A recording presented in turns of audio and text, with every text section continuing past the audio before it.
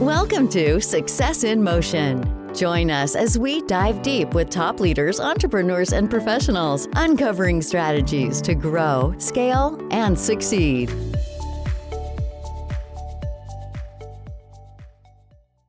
Hey guys, and welcome back to the Success in Motion podcast.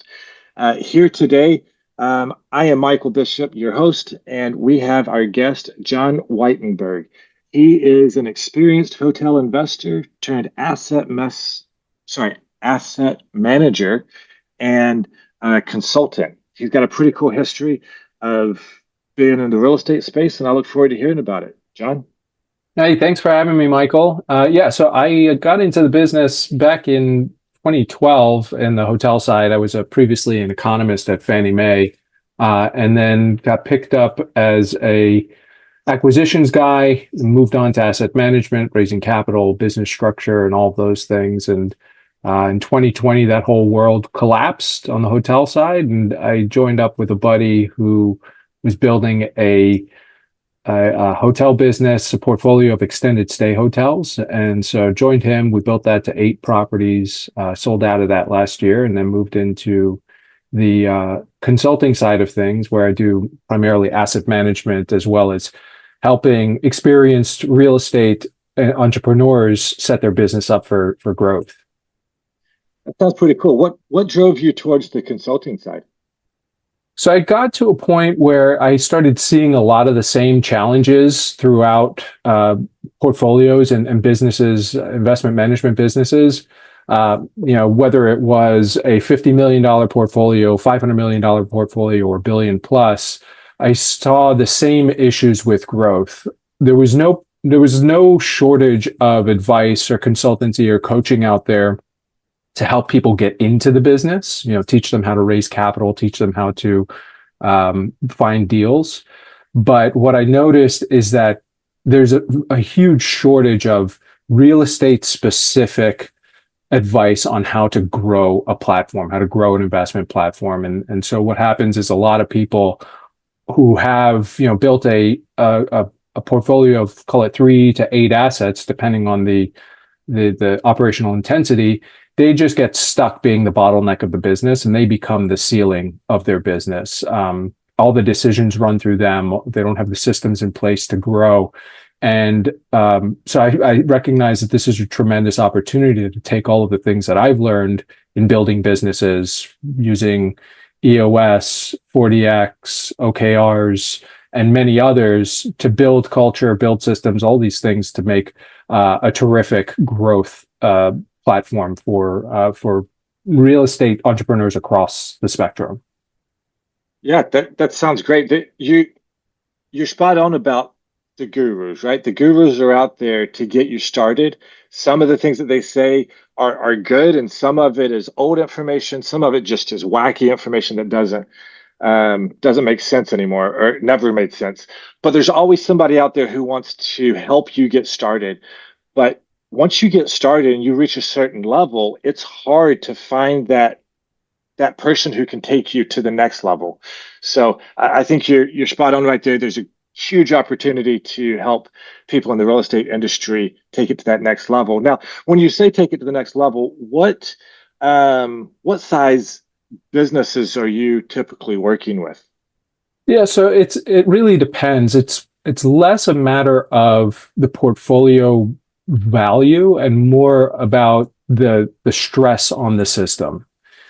So in hotels, for example, that stress usually comes around 5 assets, where there's too many to manage all at once, asset manage all at once, while also running the back end and the investor reporting, capital raising, sourcing deals, all of those different things. And so what ends up happening is you get this founder, the sponsor, who is really, really good at finding deals or really, really good at operating properties, and they lose that focus on their zone of genius. They can't stay in that zone because they're distracted by all the other things of running the business.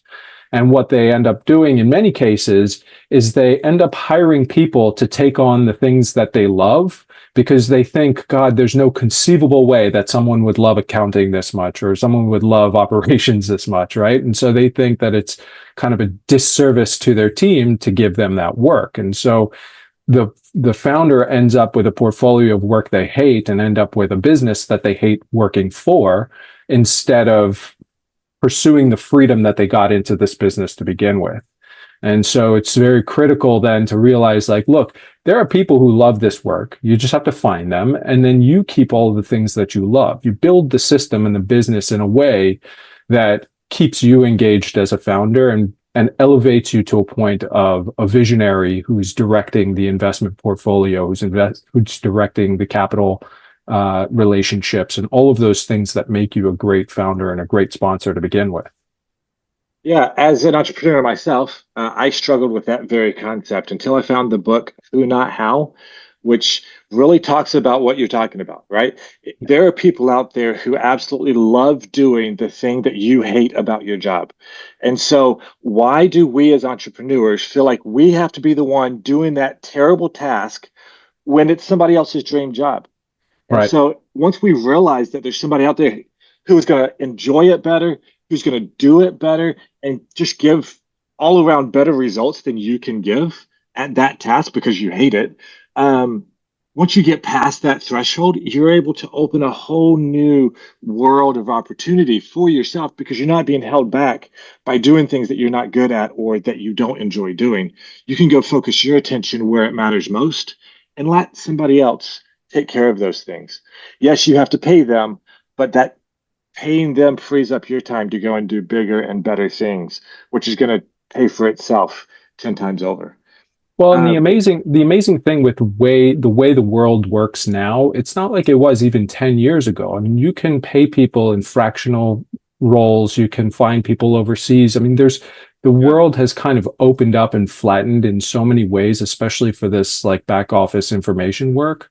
I mean, to give you an example, my last venture, we built a team of 30 people overseas in the Philippines and Colombia that were doing everything from customer service, which is they're well known for, but also accounting, HR, sales and marketing, you know, all of the functions in the back office, to the point where if you didn't have to be on the property in the United States, we didn't need that role here. And it was often harder to fill with the people who didn't meet the same qualifications as the people we could find overseas.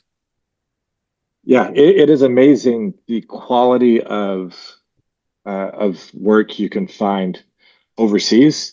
You find people who have degrees in the very thing that you're looking for, and are willing to work for less than a college or a high school dropout would work for here in the United States.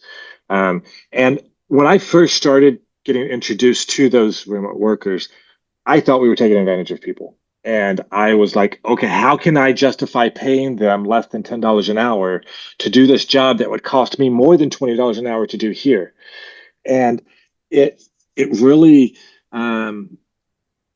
hit the point home when I was talking to a buddy of mine, and he said, Michael, do you not understand that $5 an hour in the Philippines is more than they make in a day if they were doing something else? Right. And it was really a mental shift to understand that I'm not doing them a disservice by paying them less. I'm actually doing them a huge service by helping them elevate their community because they're putting more funds into their community. But we didn't jump on here to talk about remote work. I want to hear more about your path to success. How did you go through this journey that you've been on to get you to a point where you felt like you can be an asset manager and consultant? Yeah, so that's a really interesting story. I didn't originally even think I was going to be in real estate, let alone hotel real estate and investing. So I started out my career in politics. I was working on the Hill around 2007, 2008. And then eventually, while I was doing that, I was also going to grad school to get a PhD in economics because I was sure I was going to be an economist. And So, those are both full-time jobs. I burned out of one, went full-time to be an academic for a semester, got really, really bored there. And then one of my friends said, hey, we have some openings at Fannie Mae. Why don't you come on over and work on the Treasury program, which at the time was part of the TARP program. And so I joined Fannie Mae in 2009, and we built the model, and that became the decision engine for all the loan modifications through the HAMP program. And it was really exciting. It was a great time to be working at Fannie Mae. We were kind of restructuring the way that mortgages work. And it was also around the time when Fannie Mae's book of multifamily business was still pretty small. Freddie Mac had a bigger book, but they were starting to look at it. And on the analytics side, we were looking at things like, the problem, the single family is easy because it's, all pretty like cookie cutter. But multifamily is difficult. And so when I was looking at that, I said, I want to get into that commercial real estate side of things. And so decided to move back to Florida. And in 2011, called every single developer in the area, everybody who owned property that I could get a hold of, met with a ton of people. And, basically the story was, hey, look, it's 2011, nothing's doing. We're not hiring anybody right now. Why don't you go become a broker? So I went to Marcus and Millichap, learned how to broker deals. It was like a total crucible, impossible to do deals at that time. But I learned just so much about how to put a deal together, how to get in touch with people, research, all those different things that go into building an acquisition pipeline, and was eventually recruited by a local developer to join and lead their acquisition team. And so over the next 2 years, from 2012 to about 2014, I bird dog deals all over the country, top 25 markets throughout the US, primarily looking for big hotels. So these were 300 rooms or more, 10 to 30,000 square feet of function space, multiple food and beverage outlets, and eventually rolled into capital markets. I rolled into asset management, and then eventually business strategy, because we were vertically integrated. And it was really the question from the founders that I was very close with was, how do we scale? How do we continue to grow? How do we continue to build the systems and the machine that can drive this business forward? So in the process, we identified that there was a big challenge working with the private equity groups. So we started to transition over to family offices and syndications. And then in 2019, we did our first syndication that was not a big joint venture with an institutional partner. We raised $20 million with a handful of RIAs and family offices. And then everything collapsed in 2020. And so at that point, I looked around and I said, look, there's not much left for me to do with this company. I joined up with a buddy to build a portfolio of extended stay economy scale hotels. And this was exceptionally recession resilient, especially with the type of recession that we had, where traveling trades were still staying in hotels. People who live in hotels were staying in hotels still. And so it weathered very well through COVID. We continued to build the portfolio. We raised a bunch of money from single family offices, high net worth investors, raised about $60 million over that time period from 2001 to 2004 in both senior debt as well as common equity.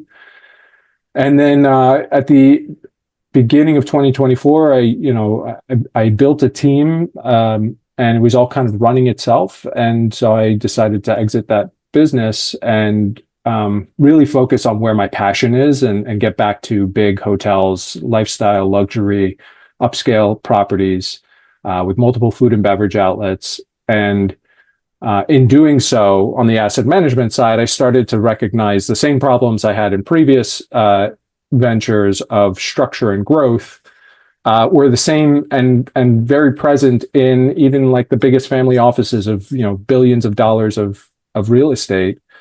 And so I decided to build a platform that I'm calling the CRE Growth Operating System, which combines all of those tools that I discovered over time with EOS and OKRs and what have you to effectively grow and install better systems over time.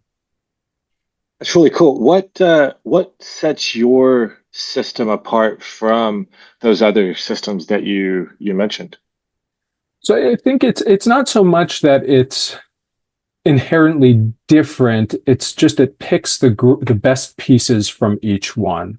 Whereas you look at something like OKRs and there's a list of 3 to 5 objectives. The reality is when you have so many priorities, nothing's a priority. And so I really want to like slim it down and take from 40X, for instance, the 4 disciplines of execution, where you have this wildly important goal, the one goal that's going to move the needle for you, and you focus intensely on that. But even beyond that, I looked at it and said, when you're installing these systems and you're coming up with what's most important, how do you actually execute? And so we create this execution engine where you operate in a 12-week sprint cycle. And within that 12-week, within that quarterly WIG sprint, you have micro sprints, right? So you have these 2-week cycles where you can accomplish 6 very big things in a 2-week cycle in your 12-week sprint.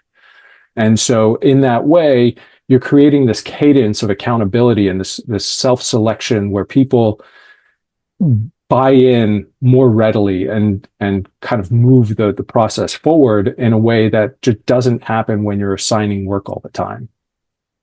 Accountability is definitely crucial when you're growing a business, not just for the hourly employees or the salary employees. It's very important for everybody on every step of the ladder, right? All the way up to the CEO, the owner of the company. If they don't have accountability, they can actually do damage to their own business without realizing the damage that they're doing. So I like that you put accountability structure into there. A lot of times when we start looking at that, people try and shy away from accountability. How do you overcome that obstacle? So the biggest thing for me when it comes to accountability is how the work is assigned. And in many cases, in my experience with, especially with small founders who are very charismatic and very mission forward, they assign work that doesn't necessarily align with the team, right? They don't know exactly the strengths or the desires or interests of their team. And so what happens is you get work that's done, but it's not done to the level of the greatest potential. When I think about creating a sprint and creating a wildly important goal objective, I think about how do we get people to self-select into the most important roles here, right? When you're hiring, a lot of the hiring advice that we get from big corporate and all those things, it's not really that helpful for small companies because small companies have very different demands. In a big corporate environment, you can hire someone that's going to be doing that same job for 5, 6, 10 years, right? In a small organization, you need someone who's flexible, who's creative, who's able to adapt to the different demands of the business, who's not going to have the same title today as they do 18 months from now. And so when you have that person in place, if you start assigning work to them that doesn't align with their desires, doesn't align with the way that they operate, doesn't like fully take advantage of their creative energy, then you start creating a culture of that just like kind of hollows out all the potential. And so instead, if you create an environment where people select into the work, right? So you say, look, this is the breadth of work that we have available. These are the things that we want to do. Mary, what can you do? Joe, what can you do? Michael, John, what are you guys going to get into? It creates its own self-reinforcing accountability where the people have aligned themselves, their identity with the outcome of that objective. And in that sense, when you create the cadence of meetings and reporting, it kind of fills in the gap for you and it creates its own accountability along the way. That makes perfect sense. So it sounds like you go through, and it's not so much of saying you have to report to me. It's more of find the task that the people want to report to you about. And so if they're doing the task that they want to do, they want people to know that they're doing that task. And so Right. they kind of self-select that accountability, which is Right. it's a pretty cool idea or way to get that to happen. Because you're right, most corporate America is like you have a set list of things to do. Your role says you do this, so go do it. Right. Right. The Um, machine's already built, right? You're just fitting right into it as the new cog. yeah. So it sounds like you have a ton of experience in real estate, a ton of experience in management and helping people understand how to get uh, their business to that next level. If someone listening to us right now wants to uh, get to where you are, where do you think they would start? So I always say, reading and listening to podcasts, consuming, growth oriented material is kind of the first place to start. Everything that I've learned over the years has been either through some kind of media or talking to somebody who's been down that road in the past. So kind of that lays the foundation, and those become your passive mentors, right? Those books, those podcasts, those whatever it is. And so, I think about like Ben Horowitz or I think about like Dan Sullivan, or these big thinkers who are running really successful businesses. And I consume and I try to, bring a lot of that into my life. But then beyond that, it comes down to execution, right? I mean, ideas are cheap. You can get all the ideas in the world. They're all out there. There's very few that are all that new. All the value is created in execution. And that's both for yourself, evolving yourself, but then it's also in terms of evolving your business or anything like that. So one of the things that really helped me along the way is this concept of 80% is making progress before 100% even starts. And the reality is so many of us try to prematurely optimize the process or prematurely optimize the outcome before we even have the data to suggest that that's where it needs to go. And so we use it as a procrastination tool to get to getting started. And so the key is before you're ready, just start whatever that launch looks like. Just you'll figure out what it needs to look like eventually. But the key is to start. I love the 80-20 principle, which you alluded to there, and that 80% there. I've actually, when it was first introduced to me, I thought that you had to be 80% there and then figure out the other 20%. But that's backwards. You need to be about 20% there, start doing, and then the other 80% will present itself as you start. Yes, you'll fumble. Yes, you'll have mistakes. But for perfectionists like me, I needed that kick in the pants of saying you don't have to have it 100%. Right. 20% of an idea that you're pretty sure is going to work out will get you way farther than 100% of an idea that you never achieve. Right. And so just get started, get out there, hang out with the right people. I love your comment there about self-education. A lot of people think you have to have gone to Harvard to run a business. That's not true. You can do YouTube University or podcast. You can go and you can educate yourself on all of these things and just get started. The real lessons are going to come from doing what it is that you want to do. So thanks for sharing that. Looking at the history, it looks like you've been in real estate for maybe a couple decades now. What has been some of the biggest challenges you have had to overcome during your career? Oh gosh, I mean, there have been so many. One of the biggest though was, we're in this environment where there's so much uncertainty, and that's kind of a given in real estate or in business generally. One of the things that I remember very keenly was back in 2015, we were pursuing a deal in New Orleans, and it was a really terrific value add. There wasn't a whole lot on the market at the time in that market. We wanted to be there because they were, really promoting the convention center. Mardi Gras was still hot. I mean, there was just a lot going on in that market. And we were pursuing this deal pretty heavily.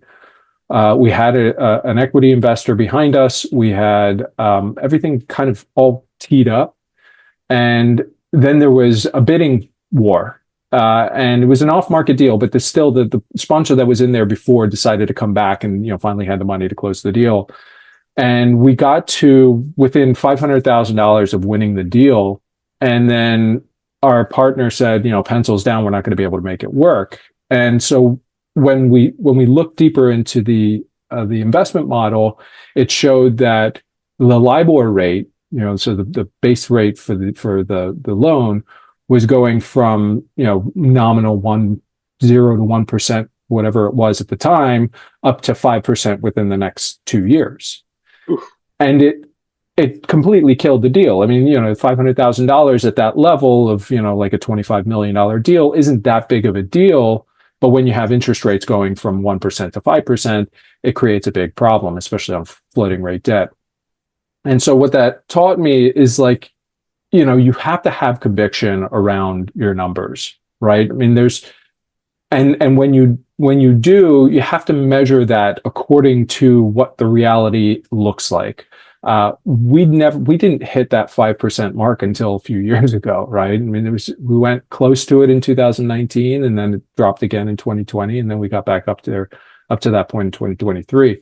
But when you own your numbers and you have a really good understanding about where they can or should go, then you're able to judge you're able to judge absolute value in terms of a generational hold. And so the challenge that a lot of times we get into looking at a private equity deal is that you're underwriting for this 5-year hold, and a lot of times the exit is who's the next sucker. Whereas if you underwrite on a 10, 15-year hold, then your exit is already set. And if that sucker comes along opportunistically in the next 5 years, it's just a better win. And so that's kind of how I transitioned away from wanting to work so much with private equity, which operates in a 3 to 7 year investment cycle, and more to the family office world, which operates in a 7 to 10, 15-year generational cycle. Yeah, there are a lot of ways we could take this conversation from what you just said, but I do want to touch a little bit on that bidding war mentality. I've seen too many times that people, they get into the bidding war mentality, and it's no longer about a deal that makes sense. It's about beating the other side. Right. And then you become the sucker who's left holding the bag, right? Right. And so that's actually pretty commendable, even though the 5% didn't hit when the guy you were with thought it was going to. He was wise enough to step back, let the emotion of the bidding war to calm down and look at the numbers factually and what he thought was coming, and then make a rational decision based on that and not the hype of the bidding war. So Right. that is one of the things that gets most people underwater, is when they get emotional about deals. How do you keep from getting emotional about deals? I think it's a lot of it is about discipline and forming that investment thesis and having a good sense of absolute value. I think a lot of folks pursue deals because they need to, rather than because it's the right thing to do. And I think that's why a lot of this kind of private equity industrial complex has formed the way that it has, and how they haven't been able to exit a lot of their deals recently, is because they've had to deploy capital, and it creates these perverse incentives to get the capital out as fast as you can. And then hopefully there's going to be another round in order to exit, either to public markets or through the sale to another private equity firm down the line. But I think creating a structure where your incentives are aligned towards discipline, where you don't have to do the deal, I think that's kind of the ultimate gold standard, right? You look at someone like Warren Buffett, who's sitting on a pile of cash right now just because he has no conviction about where the market is, or he has conviction that the market is overvalued, right? And that gives him just a tremendous amount of freedom to say, when the market corrects, which we believe it will, then we're going to be in a position to make better deals than anyone in the market. Yeah. Speaking of Warren Buffett and sitting on that pile of cash, I mean, if you look at the rate of inflation these days and the opportunity cost of him not making those deals, that just doubles down on the point that if you're not 100% solid on a deal, then it's not a deal. A bad deal is 100% worse than no deal. And Well, so, and the worst thing about doing a bad deal is the opportunity cost of it, right? Because when you're so embroiled in this deal that doesn't make any sense and it's consuming all of your resources, you know how many great opportunities are passing you by because you just don't have the focus to go after them.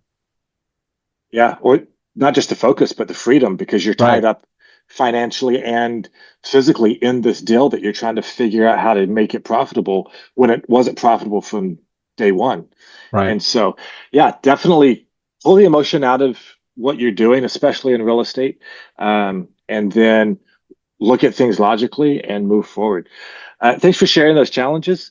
Um, Another topic that is top of mind for a lot of our listeners is uh, juggling work-life balance. What's your take on that? Do you think it's a thing? And if so, how do you manage it? Yes, I think, I used to say work-life balance is a myth. I've softened that a bit to be more in line with living fully. So I like to think of living fully as being 100% present in whatever you're doing. So if you're at work, you're 100% present at work. If you're at home, you're 100% present there. That means turn off all the distractions, turn off all the any procrastination, or set yourself in a position where you can be fully present. And this goes across every part of your life. There will be seasons in your life where you have to be at work more. There will be seasons where you have to be at home more. And so one of the things that I like to do when I'm building teams is I build what I call all-star teams, where you have a combination of superstars and rock stars. And so the superstars are your hyper ambitious, leaders, front charging, kind of folks who are creating all of blazing all the trails you're looking for. The rock stars are the ones who are reliable. You know exactly what you're getting from them. They produce on a consistent basis. And so even in those individuals, they may be superstars at work and then rock stars at home, or superstars at home and rock stars at work. I think about when I had my first child, I was a superstar at work until that point. I was, working 12 hours a day. I was, meeting with people, finding deals, underwriting, all the different things. When my son was born, I shifted to being a rock star at work so that I could be a superstar at home. And so now my focus became, how can I support the family? How can I, be there for my wife? All of those different things. And then when everything stabilized there, I could switch back at work or at, social events or community events, whatever it is, whatever took the most attention for my life at that time. That's awesome, John. It sounds like things are going well for you and your business. A lot of people are looking forward towards the future, and they're looking at ways to create passive income to enhance their lives or even replace their current active income. What are your thoughts on this? So I have a love-hate relationship with the term passive income. I like to think of it a lot as more like residual income, because it is a lot of work to get into alternative investments. A lot of people don't appreciate the amount of effort that goes into vetting a sponsor, looking through the deal, understanding it, making sure that it fits with the overall portfolio, all of those things. So when you're an active investor in alternatives, it's important. There's a few things that are important. One, does it align with your lifestyle? Are you willing to put in the effort and the time to evaluate this deal and fit it within your portfolio and within your lifestyle objectives? And then the other thing is, do you have the connections, or are you willing to make the connections in order to get into these deals? There's a tremendous upside opportunity to investing in alternatives in the private markets, whether that's real estate, businesses, precious metals, you name it. There's lots of different ways that you can get into the alternative space, but it's really about aligning your risk profile, your lifestyle desires, all these things, because, for most people, I would say probably 90% of people with investable cash, it probably makes better sense for them to just stick it into an index fund and then enjoy, lifestyle freedom. But for those who want to get into alternative investing, focus on getting educated, building your network, and then going out and doing the hard work of building a portfolio that aligns.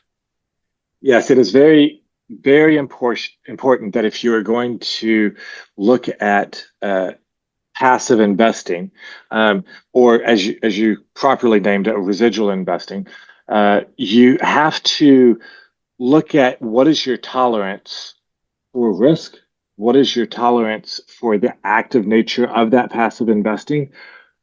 Are you willing to do the due diligence to vet the operator, or are you just seeing, I'm going to buy a single family home and rent it out as passive investment? Because if you see that as passive, then you need to go back and look at the definition of passive investing.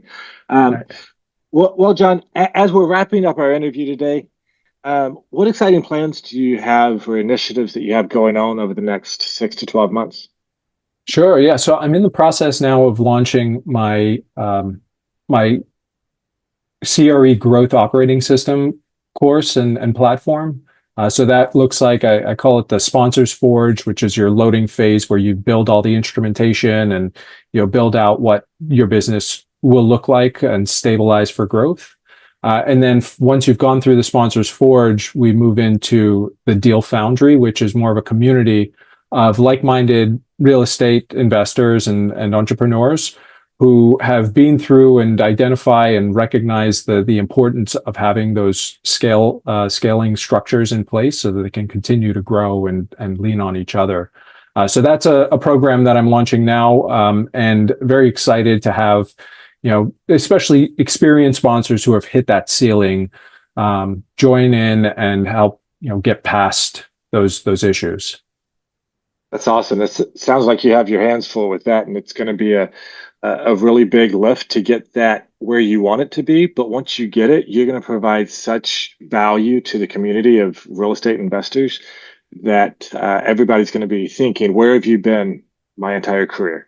So with that, if anybody wants to get to know you a little bit better, they want to reach out about this program, or they just want to pick your brain about anything to do with hotels or anything that we've talked about today, how can people get up with you?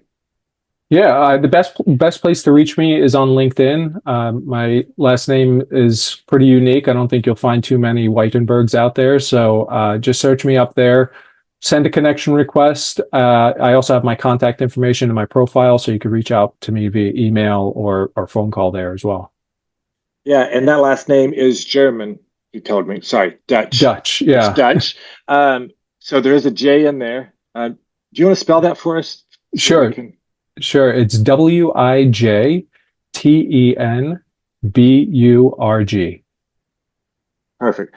Well, thank you so much for sharing your time today and some of those insights and tips that you have. I hope that you're able to grow that new endeavor that you have to the fullest. And we'll catch you next time. Everybody, this is the end of the podcast. I'm grateful for everybody who's joined us, and I'm grateful for John. And please help us to get more followers and viewers by liking and subscribing to our channel on all of the places where you get your podcasts. We'll see you next time.